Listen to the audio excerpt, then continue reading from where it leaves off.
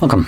In front of me is a ZTE Blade 10 Prime, and today I'll show you how to format the SD card. And to get started, what you want to do is open up Settings.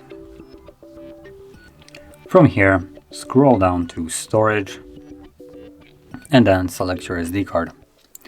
And here you will see a format option. So once you select it, it will give you a message that formatting will erase existing content on the SD card.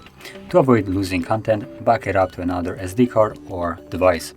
So basically anything that is located on that SD will be completely removed. And if you want to avoid losing something that you might want to keep, for instance like photos as an example, then make a copy of it on your computer as an example.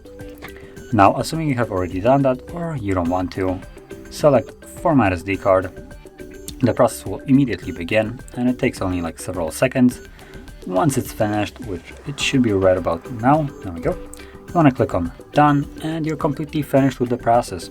So if you found this video helpful, don't forget to hit like, subscribe, and thanks for watching.